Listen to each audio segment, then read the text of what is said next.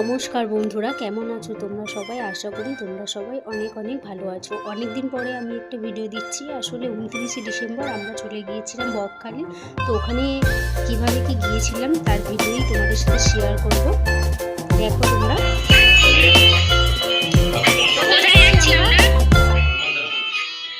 এখন রাত 3:30 বাজে। তো আমরা সবাই বেরিয়ে পড়েছি স্টেশনের উদ্দেশ্যে। এই যে সবাই রেডি হচ্ছে। আচ্ছা,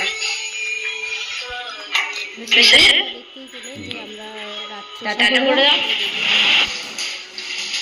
আর তোমাদের দাদাভাইকে বললাম যে ভিডিওটা তাহলে করি এখন। তো ও রাজি হয়ে গেল। দেখো একদম ঘুটঘুটে অন্ধকার, আর আমরা বকখালির উদ্দেশ্যে বেরিয়ে পড়েছিলাম। ও ইয়ার্কি মারছিল, ও আমাদের একটা বন্ধুর সার্কেল। ও বলছিল আমরা মন্দারমণি যাচ্ছি, কিন্তু মন্দারমণি না, আমরা বকখালি যাচ্ছিলাম। তো রাত 3:30-4টার সময় আমরা খুব ভাগ্যবশত টোটো পেয়ে গিয়েছিলাম। আমরা আসলে একটা বন্ধুর বাড়ি চলে গিয়েছিলাম। আমরা তো পাকশার কাছে থাকি, তোমরা জানো, সেই জন্য আমরা সোনারপুর থেকে ট্রেনটা নিয়েছিলাম। তো সোনারপুরে ট্রেনটার টাইম ছিল 4:30-র সময়, সেই জন্য আমরা একটা বন্ধুর বাড়ি সোনারপুর চলে গিয়েছিলাম। ওখান থেকে আমরা রাত 3:30-র সময় বেরিয়ে ট্রেনটা নিয়েছিলাম। আর আমরা পাকশার কাছ থেকে হলে এতটা তাড়াতাড়ি যেতে পারতাম না, তাই জন্য ওখানে আমাদেরকে যেতে হয়েছিল। তো স্টেশন আমরা মোটামুটি চলে এসেছি। আর যেহেতু রাস্তাঘাট খুব ফাঁকা ছিল, সেই জন্য গাড়িটা খুব ভালোভাবে নিয়ে এসেছে তাড়াতাড়ি। আর এখানে স্টেশনে এসে দেখছি কত মানুষ ভোর না হতে হতেই কাজের উদ্দেশ্যে বেরিয়ে পড়েছে। সত্যি মানুষের মানে থাকা খাওয়া এইসবের জন্যই সব কিছু, তাই না বলো?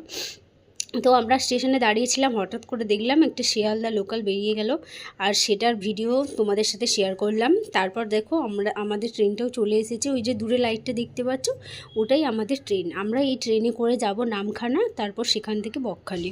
তো ট্রেনটা একদম টাইমে ঢুকে গিয়েছিল। আর আমার বন্ধুরা আমার সাথে ইয়ার্কি মারছিল যে তুই কি ট্রেনটাকে হাত বাড়িয়ে দাঁড় করাবি? আমি বললাম হ্যাঁ, দাঁড় করাতেই পারি। তো ট্রেনটা না খুবই ভিড় ছিল বন্ধুরা, সেই জন্য অত ভোরবেলা বেরিয়েও আমরা এত ভিড় ট্রেনে যেতে খুবই অসুবিধা হয়েছিল, কারণ আমাদের কাছে তো অনেকগুলি লাগেজ ছিল সেই জন্য। আর দেখো ট্রেনে যেতে যেতে এত সুন্দর পরিবেশ, সেই জন্য তোমাদের সাথে এটা না শেয়ার করে পারলাম না। পরিবেশটা এত মানে প্রাকৃতিক দৃশ্যগুলো এত সুন্দর যে মানে প্রাণ জুড়িয়ে যাবে। তো আমি ট্রেন থেকেই ভিডিওটা করছিলাম, আর খুব ভালো লাগছিলো। এখানে পরিবেশটা সত্যিই খুব সুন্দর ছিল, আমার খুব ভালো লেগেছে। আর এখানে দেখো কুয়াশার আস্তরণটা কীরকমভাবে পড়েছে, আর কুয়াশায় চারিদিকটা ঢেকে গেছে। আর 29 তারিখে আমরা বন্ধুদের বাড়ি গিয়েছিলাম, আর 30 তারিখে আমরা বেরিয়ে পড়েছিলাম বকখালির উদ্দেশ্যে। তো দেখো গল্প করতে করতে আমরা নামখানা চলে এসেছি। আর কিভাবে টাইমটা কেটে গেল সত্যি একদমই বুঝতে পারিনি। তো যাই হোক, আর নামখানা স্টেশনটা দেখো এত বড় যে ওখানে ফুটবল খেলা যাবে, আমরা এটাই সবাই মিলে আলোচনা করছিলাম। তো রীতিমতো স্টেশনে পৌঁছে আমরা ব্যাগ নিয়ে হাঁটতে শুরু করে দিয়েছি। এই দেখো তোমাদের দাদাভাই ট্রলি নিয়ে হাঁটছে, আর আমি একটা কাঁধে এমনি ব্যাগ নিয়েছিলাম, আর ওই আমার বন্ধুরা যাচ্ছে সামনের দিকে। তো আমরা ওখান থেকে অনেক টোটো আছে, নামখানা যাচ্ছে, আইল্যান্ড যাচ্ছে।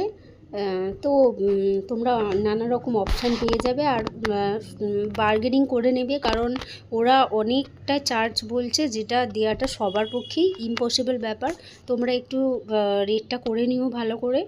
আর তারপর দেখো আমরা টোটোয় মোটামুটি উঠে পড়েছি আমাদের বাজেটের মধ্যে। তো নামখানা থেকে টোটোটা ধরে নিয়ে তারপর আমরা বকখালি যাব। আর ওখান থেকে নামখানা থেকে বকখালি যেতে আমাদের মোটামুটি সময় লেগেছে 2 ঘন্টার মতো, কারণ টোটোটা না খুবই আস্তে যাচ্ছিল, কোনো স্পিডই ছিল না। আর আমরা আসার সময় কিন্তু অনেক তাড়াতাড়ি চলে এসেছিলাম, কারণ আমরা অটো নিয়েছিলাম। তোমরা কিন্তু এই ভুলটা করবে না, টোটোয় যাওয়ার রিস্কটা তোমরা নেবে না, কারণ টোটোয় গেলে অনেকটাই সময় লাগবে।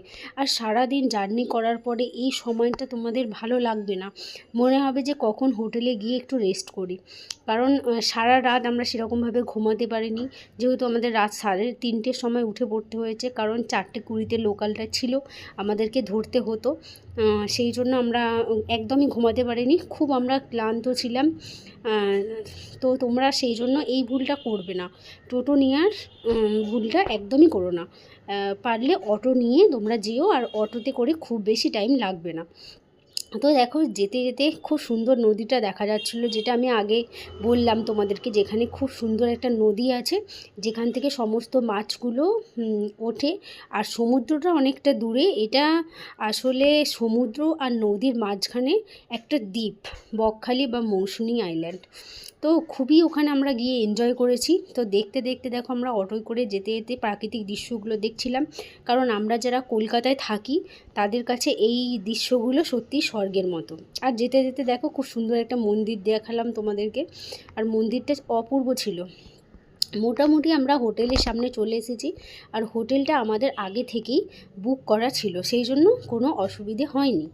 তো এই আমাদের হোটেল, মোটামুটি কাছাকাছি এসে গেছি। আর সবাই নামার জন্য খুবই তড়িঘড়ি করছিলাম, কারণ তোমাদেরকে আগেই বললাম যে আমরা সত্যি খুবই টায়ার্ড ছিলাম, সেই জন্য বেশিক্ষণ টাইম আর জার্নি করতে পারছিলাম না। চাইছিলাম যে একটু রেস্ট করার জন্য, আর সবাই নামার জন্য মোটামুটি তাড়াহুড়ো করছিলাম। তো দেখো এইটা আমাদের হোটেল। তো এখানে এসে আমরা কি করলাম এর পরের ভিডিওতে তোমাদেরকে দেখাবো। এখনের মতো টাটা।